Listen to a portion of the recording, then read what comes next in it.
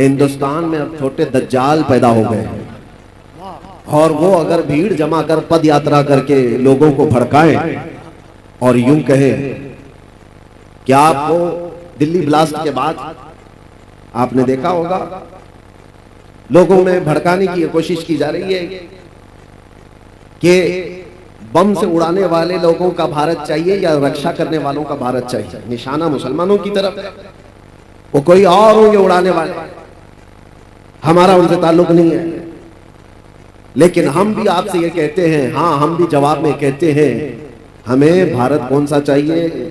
गोली मारने वाले गोरसे का नहीं चाहिए, हर दिल में मोहब्बत पैदा करने वाले गरीब नवाज का चाहिए। अमन के पैगाम हर इलाके में फैलाने वाले उस गरीब नवाज को तुमने पढ़ा ही नहीं है। आज लोगों में नफरत का बाजार गर्म हो चुका है और इसलिए भी हम आपके सामने हाजिर हो जाते हैं कि आप डरो मत। देखिए एक बात मैं आपको बताता हूं, हर दिन हमारे लिए सब खुशहाली के नहीं होते, आजमाइश के भी वक्त आते हैं। चांद को भी गहन लगता है लेकिन जब छट जाता है तो फिर आबो ताब के साथ चमकता भी है। उम्मत मुस्तफा सल्लल्लाहु अलैहि वसल्लम हमेशा से इम्तिहानात और आजमाइश के इस दौर से गुजरती गई है और साबित कदमी का ये इम्तिहान होता है। आज पूरी दुनिया हमारी तरफ झपट बनने की नजर से देख रही है। अभी जैसे कबीर साहब कह रहे थे, ना मैं इस्लाम छोड़ूंगा ना हिंदुस्तान छोड़ूंगा। किसी के बाप का है हिंदुस्तान, कोई निकाले कोई बिठाए, लेकिन लोगों में एक डर फैलाने की कोशिश की जाती है, भय फैलाया जाए और मुसलमान डरा सहमा जी हुजूरी करने पर आ जाए। याद रखो मेरे अजीजों, ये तूफान तुम्हारे ईमान का इम्तिहान ले रहा है। इस तूफान में जितने खसो खाशाक और कचरे हैं सब उड़ जाएंगे और जो मोहब्बत मुस्तफा के साथ है वो इन तूफानों का डटकर मुकाबला करेंगे और खड़े रहेंगे। इससे बड़े भी इम्तिहानात आ जाए वो डटे रहेंगे और जमे रहेंगे। कुरान कहता है इन्नल्लज़ीना क़ालू रब्बुना अल्लाह सुम्मा इस्तक़ामू, बेशक वो लोग जिन्होंने कहा अल्लाह हमारा रब है फिर उस पर जमे रह गए, फिर उस पर डटे रह गए, उनके साथ क्या होगा? ततनज़्ज़लु अलैहिमुल मलाइका, अल्लाह फरमाता उन पर अल्लाह फरिश्तों को उतारेगा। वो ये कहते हुए आएंगे फरिश्ते डरो मत, घबराओ मत, थोड़े दिनों की बात है। जिस जन्नत का अल्लाह ने तुमसे वादा किया है वो जन्नत भी तुम्हारे इंतजार में है। वो दिन आए हैं हमारे। आज हर जगह पर कोई चाकू छुरी पर डराने की कोशिश कर रहा है। अरे आजकल के पैदा हुए कीड़े मकोड़े भी आ गए मोहम्मद अरबी सल्लल्लाहु अलैहि वसल्लम के शेरों को मुंह दिखाने के। हालात हमारे बदले हुए हैं। हमें अफसोस इस बात का है कि हमने जो हालात आज महसूस किए उसकी वजह यह तरीके मुस्तफा को छोड़ना है वजह बर्बादी। इसी से कौम दुनिया में हुई है बेइक्तिदार अपनी। उनके जो हम गुलाम थे खल्क के पेशवा रहे, उनसे फिरे जहां फिरा फिराई कमी वकार में।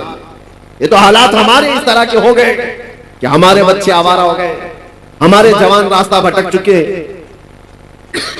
इसके लिए एक मशहूर मुहावरा, बल्कि किसी ने ये शेर के अंदाज में कहा था, दीवार क्या गिरी मेरे खस्ता मकान की, दीवार क्या गिरी मेरे खस्ता मकान की, लोगों ने आने जाने का रास्ता बना लिया। होता यही है कि घर की दीवार गिर गई तो लोग इधर से उधर जाने का उसको रास्ता बना लिए। तुम्हारे अखलाक थोड़े नीचे क्या आ गए, हर किसी कौम ने तुमको अपने निशाने पर रख लिया। हर कोई ट्रायल मुसलमानों पर करने लग गया। जिसको भी आज लोगों में, एक बात आपको मैं बताऊं, कहीं छुपा हुआ भी कोई कीड़ा मकोड़ा होगा, उसे मशहूर होना है तो मुसलमानों पर भोग कर मशहूर होना चाहता है, इस्लाम पर बोल करके वो बाहर आना चाहता है, हीरो बनना चाहता है। हीरो बनने की ये जो होड़ लगी हुई है, हैरत की बात है तुम्हें उस तरह की सस्ती शोहरत में भी हम ही याद आते हैं, वहां पर भी हमारी जरूरत होती है। लेकिन मेरे अजीजों, ये हालात हमेशा नहीं रहते, हमेशा नहीं रहते। मुसीबतों के वक्त सैयदना बिलाल हबशी रज़ी अल्लाह ताला, हजरत खब्बाब इब्न अल-अरत, ये वो सहाबा हैं जिन्होंने हजरत खब्बाब को जान जिनकी जा चुकी है, हजरत खुबैब इब्न अदी जिनको कुफार और मुशरिकीन ने खत्म कर दिया है। ये सारे हालात देख करके हुजूर पाक सल्लल्लाहु अलैहि वसल्लम के पास सहाबा आए और पूछने लगे, या रसूल अल्लाह क्या हमारा दीन हक नहीं है? ये सवाल सुनो तवज्जो से। जब मुसीबतें ज्यादा आई थी, अरे उसका 5% भी आज आप नहीं देख रहे, हम नहीं देख रहे हैं, जो सहाबा पर गुजरी। मॉब लिंचिंग नहीं होती थी उस वक्त, मॉब लिंचिंग भी हुई है, सिर्फ मर्दों की नहीं, औरतों की भी, बच्चों की भी, बेहिसाब उस वक्त कत्ल भी हुए। और इस्लाम की इब्तिदाई हालात में उन लोगों ने जो जो मसाइब सहे हैं, तकलीफ उठाई, तो हुजूर से आकर के उन्होंने पूछा था क्या हम हक दीन पर नहीं है, हमारा ईमान हक है या नहीं? हुजूर पाक सल्लल्लाहु अलैहि वसल्लम ने फरमाया क्यों नहीं, भला बिल्कुल हक पर है। तो फिर इतनी मुसीबतें आती क्यों है, इतनी परेशानियां आती क्यों है? आज हो सकता है आप सबके दिलों में भी ये बात उठती हो कि अगर हम हक पर हैं तो ये हालात इस तरह बिखरे क्यों हैं? तो एक बात याद रख लेना, हुजूर ने तो ये जवाब फरमाया कि तुमसे ज्यादा मुसीबतें अंबिया इकराम पर आती थी। नबी तो गुनाह का सोच भी नहीं सकते, उन पर अल्लाह तबारक व तआला ने आजमाइशें डाली है। अंबिया इकराम पर सहाबा से भी ज्यादा मुसीबतें आई। हुजूर ने फरमाया जिसका जैसा इम्तिहान होगा वैसी मुसीबतों से गुजारा जाए। और मैं अपनी जुबान में आपसे एक बात कहता हूं, आप अपने आप को क्या कहते हैं? हुजूर पाक सल्लल्लाहु अलैहि वसल्लम की बारगाह में जब निस्बत की बात आए, मुझसे गुजरात में किसी साहब ने पूछा, कहा था कि आप तो स्टेज पर इस तरह की बातें करते हैं और ये सारी चीजें होने के बाद फिर आप बोलेंगे। सुनो, हम कहते हैं हुजूर पाक सल्लल्लाहु अलैहि वसल्लम की जब बात आती है तो शेर में इस्तिआरा के तौर पर हम कहते हैं तू शम्मे रिसालत है। ये कहते हैं या रसूल अल्लाह तू शम्मे रिसालत है, आलम तेरा परवाना। हम सब क्या हैं? हम सब क्या हैं? परवाने। और हुजूर को शमा हम कहते हैं। शमा और परवाने को कभी देखा भी है या सिर्फ और सिर्फ सुना है? थोड़ी देर अगर आप तवज्जो करें तो एक मौसम भी आता है, वैसे भी लाइट जहां पर भी आप जलाए, देखो कीड़े मकोड़े जो आ जाते हैं इर्द गिर्द घूमते, चिराग रोशन करो, वहां पर भी छोटे छोटे पतंगे आ जाएंगे, कीड़े आ जाएंगे, वही परवाने हैं। और ये शमा के इर्द गिर्द आते क्यों हैं? थोड़ी देर उसकी रोशनी लेते, घूम फिर करके वहां पर मर जाते, जान दे देते। कितने कीड़े मर जाते हैं एक शमा के पास, रोशनी के पास। तो आप कभी उन पतंगों को पूछो, अपने भाइयों को भी मरते हुए देख रहे हो, फिर जाते क्यों हो? चिराग रोशन है, उसके इर्द गिर्द आते क्यों हो? परवाना जवाब देगा मैं पैदा ही हुआ हूं क्षमा पर जान देने के लिए। नारे तकबीर, दोनों हाथों को उठाकर नारे तकबीर, नारे रिसालत। इसीलिए परवाना ये कहता है तू नादान है, तू सिर्फ क्षमा के इर्द गिर्द मेरे भाइयों को मरते हुए देखा तो मुझसे पूछ रहा है मरी हुई लाशें देख करके फिर क्यों आता है? जवाब वो देता है परवाना मैं पैदा ही हुआ हूं क्षमा के अतराफ घूमकर अपनी जान देने के लिए। इन दुनिया वालों को बताओ, ऐ सुन्नी मुसलमानों, गैरत सुन्नी आज भी जिंदा है, उन पे मर मिटने का जज्बा कल भी था और आज भी है। हम पैदा हुए हैं मुस्तफा करीम सल्लल्लाहु अलैहि वसल्लम की इज्जत पर मरने के लिए ही। इसीलिए तो हम अपने बुजुर्गों से जो मनकूल हमें अकीदे और अदब आए हैं, हम गुनगुना करके यूं कहते हैं बारगाह मुस्तफा में हमारी अपनी जिंदगी होती तो फिक्र करते हैं, हमारी अपनी जान होती तो हम फिक्र करते। अरे आदमी उस चीज की हिफाजत की फिक्र करता है जो उसकी खुद की हो। कपड़ा मेरा है तो मैं बचाऊं, सामान मेरा है तो मैं बचाऊं, जान मेरी है कहां कि मैं हिफाजत की फिक्र करूं। हमने तो जान सुपुर्द की है मदीने के आका के हवाले। और इसीलिए बरेली के इमाम ने हमें यह सिखाया था, कभी ये मत कहना मेरी जान है मैं फिक्र करूंगा, मैं हिफाजत करूंगा, नहीं, बल्कि यूं कहना या रसूल अल्लाह जहन में सुबह तुम्हारे लिए, बदन में है जान तुम्हारे लिए, और हम आए यहां तुम्हारे लिए, उठे भी वहां। नारे तकबीर, नारे रिसालत।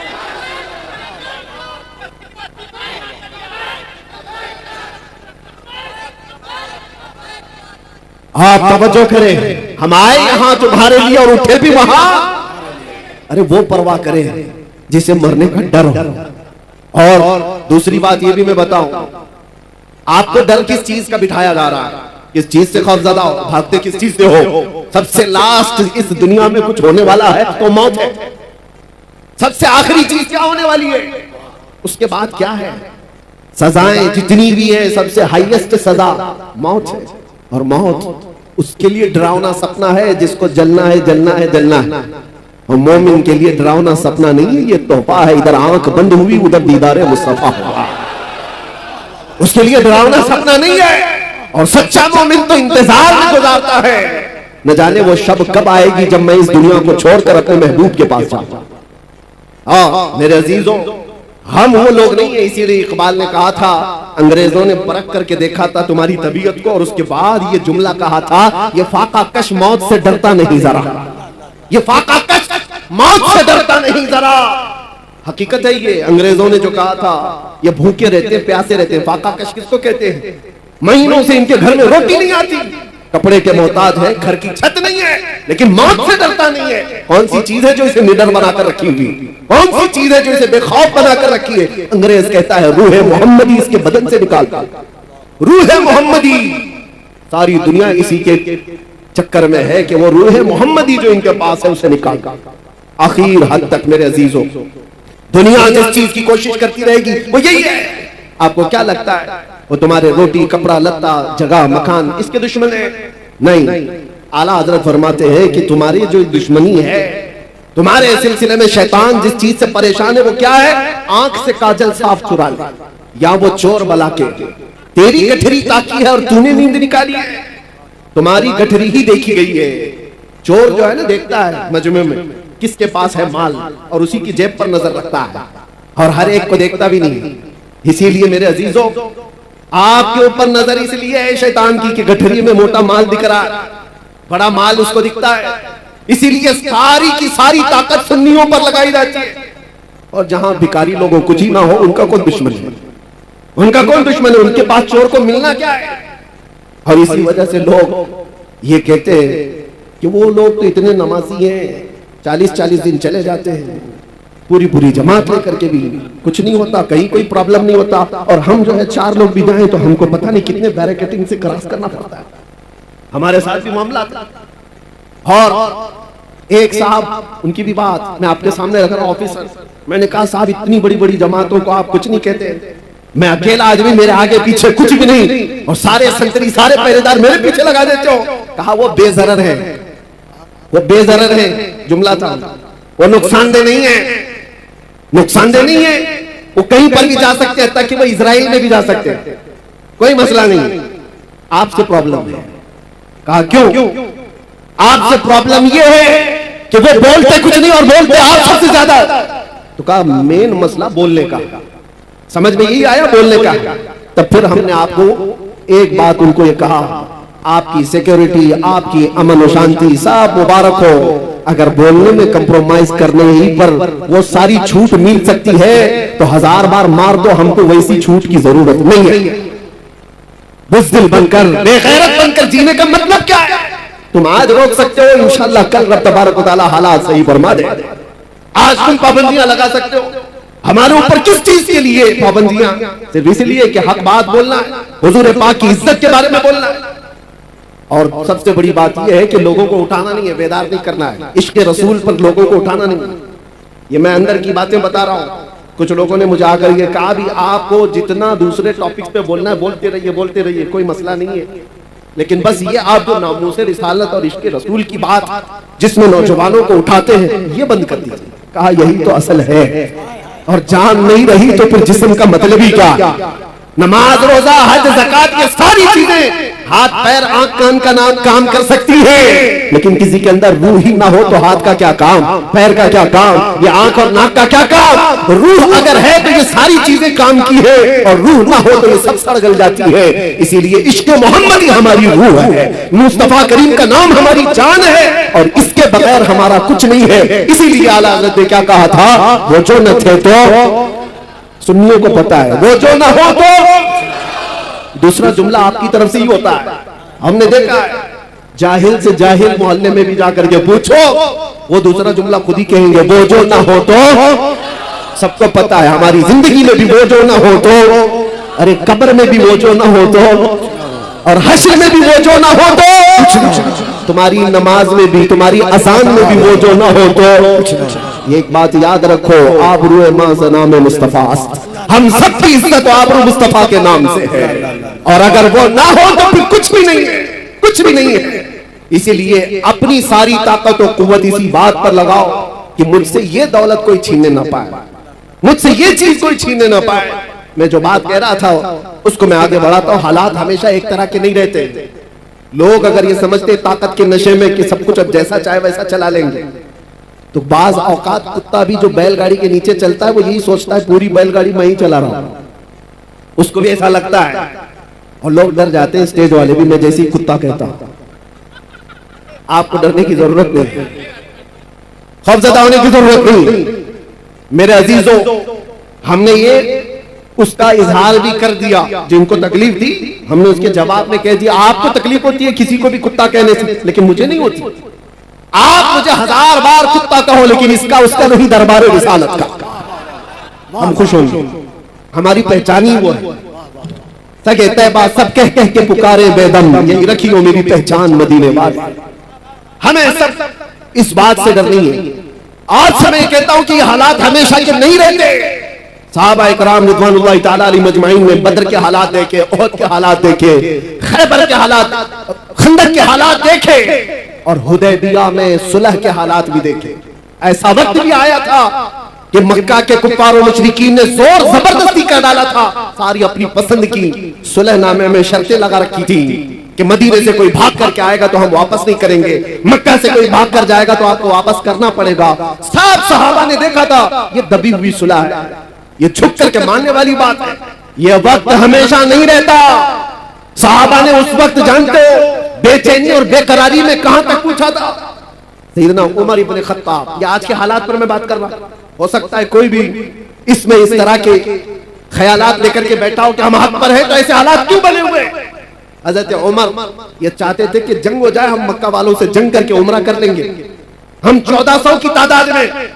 हुजूर मना कर रहे थे कि नहीं, जंग की जरूरत नहीं, हाजत नहीं, मैं जो देख रहा हूं वो तुम नहीं देख रहे। हजरत उमर जा करके सहाबा को पकड़ पकड़ कर कह रहे थे क्या जंग की तैयारी नहीं कर सकते। यहां तक कि हजरत अबू बकर सिद्दीक के पास आकर के उन्होंने कहा, हजरत उमर ने, कि अबू बकर चलो रसूलुल्लाह से बात तो करते कि जंग करेंगे हम, हमें ये सुलह करने की जरूरत क्या है। हजरत अबू बकर सिद्दीक ने उनको कंधा हिला करके क्या कहा था जानते हो? कहा इल्ज़म गर्ज़क या उमर, ऐ उमर अपनी गैरत में रह करके बात करो, इसलिए कि तुम किसके बारे में कह रहे हो? रसूलुल्लाह। वो जो देखते हैं वो वही खुदा के जरिए से देखते हैं। अल्लाह तबारक व तआला ने उनको वो इल्म दिया है।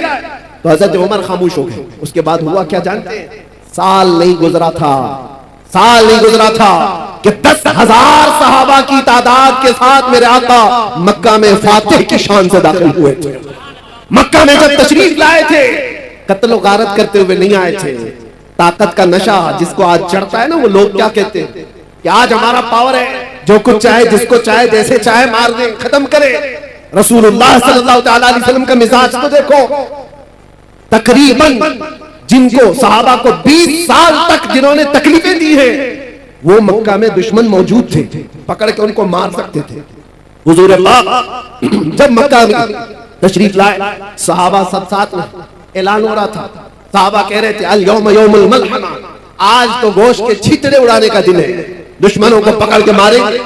नबी आखिर ज़मान सल्लल्लाहु तआला अलैहि वसल्लम ने क्या फरमाया? नहीं, अल यौम यौमुर रहमा, आज का दिन रहम करने वाला दिन, माफ किए जाएंगे सब। मक्का के उन पुराने दुश्मनों को रसूलुल्लाह सल्लल्लाहु अलैहि वसल्लम ने माफ कर दिया। ताकत जब किसी के पास आए तो रसूलुल्लाह को देखे। मेरे आका सल्लल्लाहु अलैहि वसल्लम का मिजाज क्या है? कमजोरों को या मगलूब लोगों को पकड़ करके मारा नहीं है, उन्हें माफ किया है। नबी पाक सल्लल्लाहु तआला अलैहि वसल्लम ने उन्हें आजाद किया।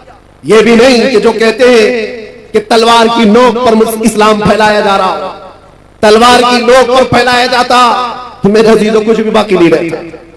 तलवारें बहुत सालों तक लोगों के पास रही, इस्लाम तलवार की नोक पर नहीं फैलाया गया। जिसको ऐसा लगता हो, जिसके पास ऐसी तारीख आई हो, वो झूठी तारीख हो सकती है। सच्चाई ये है कि अल्लाह के हबीब सल्लल्लाहु तआला अलैहि वसल्लम के उन अजीम अखलाक को देखकर सहाबा दामन इस्लाम से वाबस्ता हुए थे, और दुनिया एक बड़ी जमात के साथ इस्लाम को अपना रही थी और आज भी अपनाती है। आज बताओ जो नए यूरोप अमेरिका में दाखिल इस्लाम और उनको कौन तलवार की नोक पर बुलाता है? उनको कौन गर्दन पर तलवार रखता है? पढ़ो इस्लाम की सच्चाइयों को तो समझ में आएगा।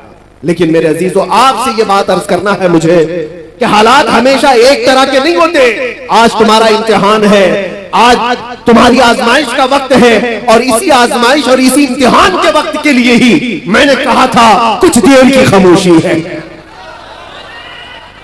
इसी के लिए तो कहा था बाकी का जुमला आप करें। बाकी सबको पता है, हम तो अंदर भी गए थे, तब भी हमारा इस्तेकबाल कैदियों ने यही बोलकर के कहा। हमें पता भी नहीं था, अंदर बेरक में बैठे सारे लोग अंदर से पुकार रहे थे, मौलाना साहब आ गए, कुछ देर की खामोशी है। मेरे अजीजों, इस बात को मैंने इसलिए कहा था कि हालात अगर बुरे हो तो कुछ देर की बात है।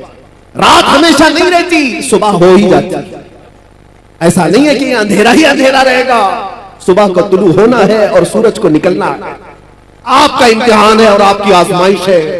आप में से कितने ऐसे लोग हैं जो नामों से मुस्तफा सल्लल्लाहु ताला अलैहि वसल्लम के लिए खड़े रहते हैं, और कितने ऐसे हैं जो बिक जाते हैं।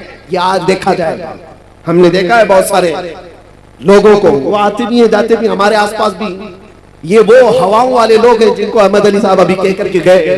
कुछ लोग वो हैं जो जी हुजूर से आगे नहीं गए, उनकी किस्मत में होगा। लेकिन आप एक बात याद रखो, आपने अपनी जान और अपना ईमान रसूलुल्लाह को समझा है, तो इस बारे में किसी से समझौता करने की जरूरत नहीं है। अपनी आइडेंटिटी के साथ रहो, इंशाअल्लाह सब खैर होगा। अल्लाह कादिर मुतलक है, मालिकुल मुल्क जुल जलाली वल इकराम। बड़े से बड़े आए इस रुए जमीन पर जिन्होंने खून की नदियां बहाई है। बड़े से बड़े तुर्रम खां आए, लोगों की खोपड़ियों से मीनार बनाए, लेकिन क्या वो हमेशा के रह गए? उनका भी अंजाम खतरनाक हुआ। फिरौन भी गर्क हुआ है, नमरूद भी मर गया है, कोई बाकी नहीं रहा। यूनान और मिस्र, रोमा सब मिट गए जहां से, बाकी मगर है अब तक नामो निशान हमारा। तौहीद की अमानत सीनों में है हमारे, आसान नहीं मिटाना नामो निशान हमारा। और कुछ बात तो है कि मिटती नहीं हस्ती हमारी, कुछ बात तो है कि मिटती नहीं हस्ती हमारी। सदियों रहा है दुश्मन दौरे ज़मा हमारा। और आप सबको ये बात मैं कह के जाता हूं, क्या आप तमामी हजरात के पास जो दौलत ईमान है, इश्क मुस्तफा की दौलत है, ये इतनी बड़ी दौलत है कि इसके बाद फिर आपको डर और खौफ की जरूरत ही नहीं। आला हज़रत कहते हैं, खौफ ना रख रज़ा जरा, तू तो है अब्दे मुस्तफा, तेरे लिए अमान है, तेरे लिए अमान है। असल जिंदगी कौन सी है आप मुझे बताओ, इस दुनिया की या आखिरत की?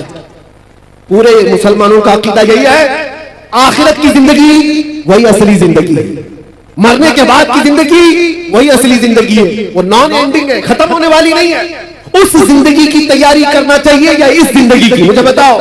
आखिरत की, तो आखिरत की जिंदगी अगर चाहते हो तो आओ। आखिरत का मैदान, वो महशर का मैदान, वो किसी के बाप दादाओं का नहीं है। यहाँ के बादशाह हो, यहाँ के तुर्रम खां हो, सबके सब जूतों की नोक पर आ जाएंगे जिन्होंने घमंड किया है, जिन्होंने तकब्बुर किया है। अल्लाह ताला क़यामत के दिन पुकार करके कहेगा, ऐनल मुतकब्बिरून, कहाँ है वो घमंड करने वाले लोग, कहाँ है वो जुल्म करने वाले लोग? उनको चूंटियों की तरह लाया जाएगा, उनकी कोई वकात नहीं। और जो उनकी जी हुजूरी में है वो भी सुन ले, उनका दामन, उनकी चप्पल उठाकर चलने वाले वो भी सुन ले। तुम्हारा भी हशर उनके साथ ही होगा। फिरौनों के साथ चलते थे तो फिरौनों के साथ जहन्नम में जाओगे। अगर नमरूदों की जी हुजूरी करते थे तो वहां पर भी तुम्हारा शुमार उनकी ही जमात में होगा। लेकिन जो बंदा यहाँ मुस्तफा करीम की इज्जत पर पहरा देता था, मुसीबतें सहता था, क़यामत के दिन उसे पुकारा जाएगा, कहाँ है वो महबूब की उम्मती, कहाँ है वो जमात जो दुनिया की जुल्म सितम सह करके आई है? और उस दिन हम देखेंगे मेरे अज़ीज़ों, उस दिन हम देखेंगे अर्श हक है, मसनद रिफ़अत रसूलुल्लाह की, देखनी है हश्र में इज्जत रसूलुल्लाह की, और हम रसूलुल्लाह के, जन्नत रसूलुल्लाह।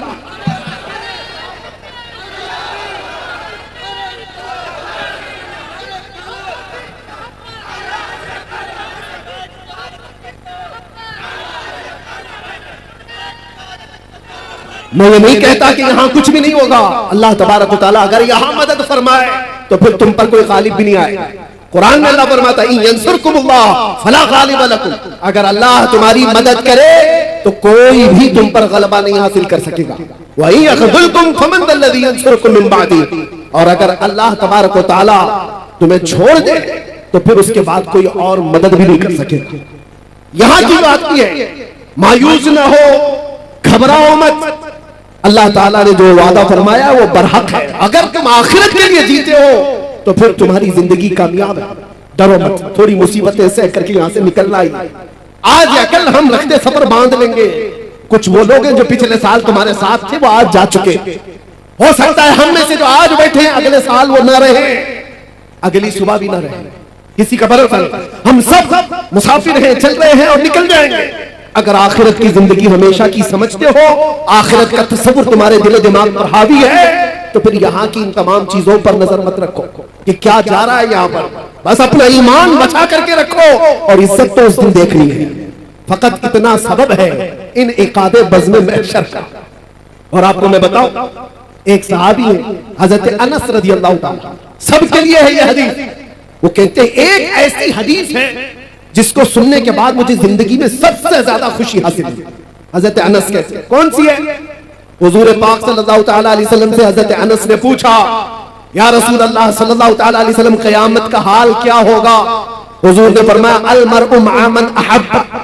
हुजूर फरमाते हैं, ऐ अनस, दुनिया में जो जिसके साथ मोहब्बत करता था, क़यामत के दिन भी वो उसी के साथ उठाया जाएगा। ऐ लोगों, किसी लैला के मजनू बनने की जरूरत नहीं। हाँ, ये झूठे आशिक हैं, ये झूठे आशिक हैं। जो हमारे पास कितने किस्से हैं ऐसे। ये नौजवान ये समझते हैं इश्क मोहब्बत वगैरह ये सारी चीजें लड़के लड़की की हैं, बस काफी हैं, इसी में अपनी जिंदगी गुजार देंगे। तुफ है, अल्लाह ने वैसे भी जोड़े लिखे हैं, सबके हिस्से में आ ही जाएगी इंशाअल्लाह। लेकिन उसके लिए ये जो मजाजी इश्क का ढोंग है, अरे तेरे चांद लेके आऊंगा, तारे लेके आऊंगा, आसमानों से वो तोड़ लाऊंगा। महबूबा को बोलता रहा, कितनी महबूबाएं शादी के बाद हमसे आकर शिकायत करती हैं, अब तो राशन आटा दाल भी नहीं लाता। ये तो तारे लाने वाला था, ये तो चांद लाने वाला था। ये मजाजी इश्क के दावे हैं, फजूल हैं, कुछ नहीं होते। हाँ, हकीकी इश्क वो है, तुमने एक बार मेरे मुस्तफा से कहा या रसूल अल्लाह, लब्बैक या रसूल अल्लाह कहा। वो रसूल पाक सल्लल्लाहु तआला अलैहि वसल्लम इतने खैरतमंद हैं कि दुनिया में भी तन्हा होने नहीं देते, कब्र में भी तन्हा होने नहीं देते, और हश्र में भी हाल ये है। मेरे आका फरमाते हैं, एक कंधे पर मेरी चादर होगी, वो गिर रही होगी, मैं उसको एक हाथ से संभाल रहा होगा और दूसरे हाथ से मेरे उस आशिक उम्मती को पकड़कर जन्नत में ले जा रहा होगा। जो न भूला हम गरीबों को रजा, याद उसकी अपनी आदत कीजिए। अरे गैर नत्थु खेरे का जिक्र करने की जरूरत ही नहीं, हम रसूलुल्लाह के, जन्नत रसूलुल्लाह की, और देखनी है हश्र में। उस दिन का इंतजार करो मेरे अजीजों। क्या मंजर है, वो क्या माहौल है, आपने सुना भी होगा हदीसों में और उलमा से बयान में सुनते होंगे। ये उम्मत, ये मखलूक आदम अलैहिस्सलाम के पास जाती है अपनी सिफारिश के लिए। आदम अलैहिस्सलाम भेजते हैं नूह अलैहिस्सलाम के पास, इज़हबू इला गैरी, मेरे अलावा किसी और के पास जाओ। नूह अलैहिस्सलाम दूसरे नबी के पास भेज रहे हैं, ऐ मखलूक खुदा, ऐ इंसानों का हुजूम, जाओ किसी और नबी के पास, आज मेरे ही लिए मसला है। नफ्सी नफ्सी का वो जिक्र कर रहे हैं। ये सुना है ना हदीस आपने, 1,24,000 कमोबेश अंबिया इकराम के पास ये उम्मत, बल्कि ये पूरी इंसानियत घूमती रही सिफारिश करवाने के लिए कि अल्लाह हमारा हिसाब तो,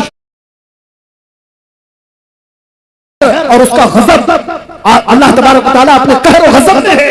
सारी मखलूक खुदा सारे नबियों के पास घूमती रही, फिर आखिर में आती कहां पर है? ये इंसानियत जमा कहां होती है? मैं ये नहीं कह रहा कि ये सिर्फ मुसलमान जाएंगे, ये हदीस में है आदम अलैहिस्सलाम से लेकर क़यामत तक पैदा होने वाले तमाम इंसान जाएंगे, चाहे वो काफिर हो, चाहे वो मुशरिक हो, चाहे वो कोई भी हो, सब के सब साथ मिलकर के नबियों के पास घूमेंगे, क्योंकि हिसाब ही नहीं शुरू हुआ है। आखिर में आएंगे मेरे मुस्तफा के पास, और नबी आखिर ज़मां सल्लल्लाहु तआला अलैहि वसल्लम को सारे लोग मिलकर के कहते हैं, आप हबीबुल्लाह हैं, आप अल्लाह के महबूब हैं, हमारी सिफारिश कर दीजिए। अल्लाह के नबी ने वो नहीं कहा जो दूसरे नबियों ने कहा, मेरे अलावा दूसरे नबियों के पास जाओ, बल्कि आखिरी रसूल ने यह कहा, अना लहा, मैं इसी के लिए तो इंतजार कर रहा था, मैं इसी के लिए हूं, आज तुम्हारी शफाअत के लिए। मेरे आका सल्लल्लाहु तआला अलैहि वसल्लम सजदे में गिर करके अल्लाह की हम्द बयान करें। रब तआला फरमाता है, ऐ महबूब, अपना सर उठाओ, जिसकी सिफारिश करोगे कबूल की जाएगी। मैं आपसे पूछता हूं, तवज्जो, मैं आपसे पूछता हूं कि ये सारा मंजर आपको भी पता है कि सारे लोग कहां जाएंगे? आदम अलैहिस्सलाम के पास, नूह अलैहिस्सलाम के पास, इब्राहिम अलैहिस्सलाम के पास, इस्माइल अलैहिस्सलाम के पास, मूसा अलैहिस्सलाम, ईसा अलैहिस्सलाम, सबके पास जाएंगे। ये पहले से बताया गया है, बार बार सुनाया गया है। तो फिर मरने के बाद क़यामत के दिन डायरेक्ट रसूलुल्लाह के पास क्यों नहीं चले जाते? सबको मालूम है, सुन भी रखा है, अचानक होने वाली चीज थोड़ी ना, बचपन से सुनते आ रहे हैं इस हदीस को। उस दिन ये सारे लोग जो सुने हुए हैं मुसलमान, ये भी डायरेक्ट रसूलुल्लाह के पास क्यों नहीं चले जाते? सबको पता है आखिर में वहीं से होना है। ये घूम रहे क्यों? इधर से उधर, उधर से इधर, इधर से उधर, उधर से इधर। उस दिन मेरे अजीजों, मेमोरी निकाल ली जाएगी, दुनिया के तमाम मामलात याद नहीं रहेंगे, घुमाया जाएगा और आखिर में मेरे मुस्तफा के पास लाया जाएगा। क्यों? आला हजरत इस मंजर को बयान करते हैं। क्यों? इसलिए खलीलों ने जी मसीहो सफी सभी से कहीं न बनी, खलीलों ने जी मसीहो सफी सभी से कहीं न बनी, ये बेखबरी की खल्क फिरी कहां से कहां तुम्हारे लिए, फकत इतना सबब है इन इकादे बज़्म महशर का कि उनकी शान महबूबी दिखाई जाने वाली है। क़यामत के दिन भी उनकी शान महबूबी दिखाई जाने वाली है।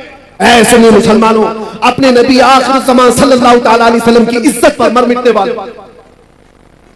आप नबी पाक सल्लल्लाहु तआला अलैहि वसल्लम की इज्जत पर मर मिटने वाली कौम हो तो फिर इंतजार करो, आखिरत में वो इज्जत सबके लिए रखी गई है। आखिरत में वो इज्जत हमें देखनी है।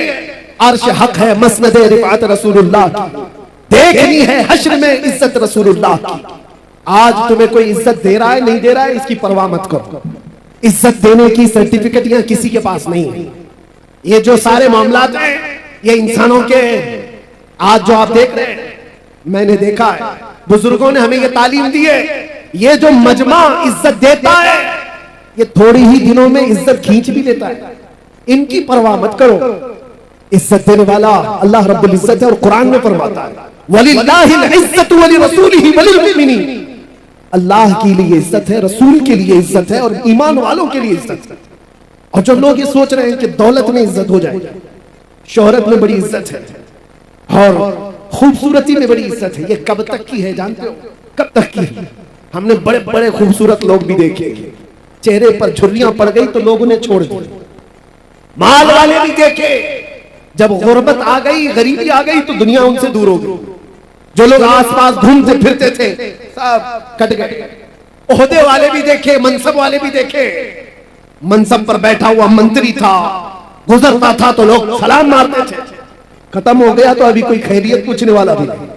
मनसब से इज्जत, दौलत से इज्जत, खूबसूरती से इज्जत, ये सिर्फ और सिर्फ टेम्पररी है, आर्जी है। ये दुनिया की तमाम चीजें हमने देखा है।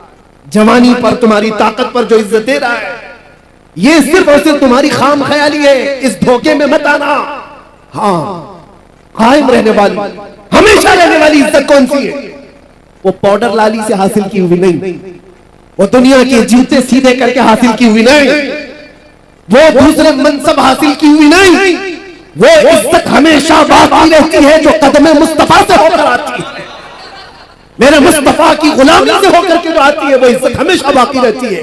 यही तो वजह है कि हमने दुनिया में देखा, बूढ़ा हो जाता आदमी तो उसको साइड कर देते लोग कि चचा अब तुम्हारा काम नहीं है, तुम बैठो, अब तो जवान लोग काम करेंगे। बहुत बूढ़ा हो गया आदमी तो उससे तो फैसलों में नहीं ले रहे, मशवरे में नहीं ले रहे, अरे सनकी है, कुछ का कुछ कह जाएगा। दुनिया का बुढ़ापा उसे कमजोर कर देता है, लोगों से दूर कर देता है। मगर मैंने देखा मेरे मुस्तफा के गुलामों में जो जितना बूढ़ा होता है उतनी इज्जत बढ़ती चली जाती है, उतनी इज्जत बढ़ती चली जाती है। दीन में जिसको इज्जत, दीन में जिसको बुढ़ापा आया है उसकी इज्जत कभी नहीं जाती, उसकी इज्जत कभी नहीं जाती। इसीलिए हो सकता है यहाँ वो आंखें होंगी जिन्होंने बरेली के ताज शरिया को देखा होगा, एक झलक जिसने देखा होगा। आपको पता है 75 साल की उम्र, 75 साल की उम्र क्या होती है? एक बहुत बड़ा बुढ़ापा है, बहुत बड़ा बुढ़ापा है। लेकिन उस बुढ़ापे में जो जमाल चेहरे पर था वो लाखों जवानों के अंदर भी नजर नहीं आता था। वजह क्या है?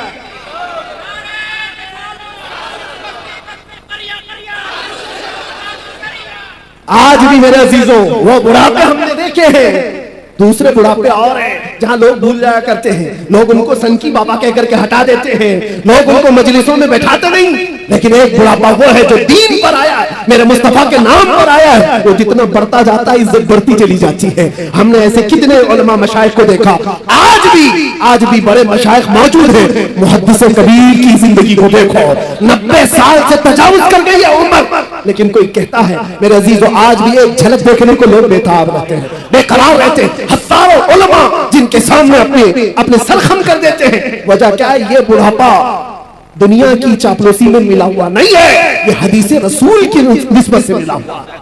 ये उम्र मुस्तफा करीम की गुलामी में मिली हुई है। इसीलिए आप सबसे भी एक बात ही कहूंगा और मैं अपनी तकरीर यहाँ पर खत्म करता हूँ। इधर उधर कहां कहां जहां जहां मन करे ढूंढ करके वापस आ जाना। जिंदगी भर छान मार करके वो इज्जत ना ला पाओगे जो आमिना के लाल के दरबार में एक दिन की जिंदगी में मिल जाएगी। इसीलिए हजारों दिन भी अगर तुम्हें मिले दुनिया की गुलामी में, हजारों दिन की गुलामी तुम्हें वो इज्जत नहीं दे सकती जो मेरे मुस्तफा के नामूस पर एक मिनट की जिंदगी अता कर सकती है।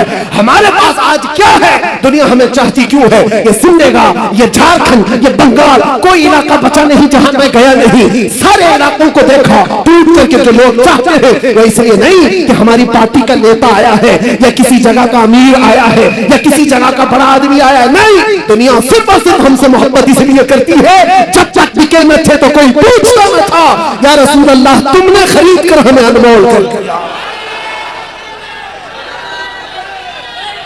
या रसूल अल्लाह तुमने खरीद कर हमें अनमोल कर दिया।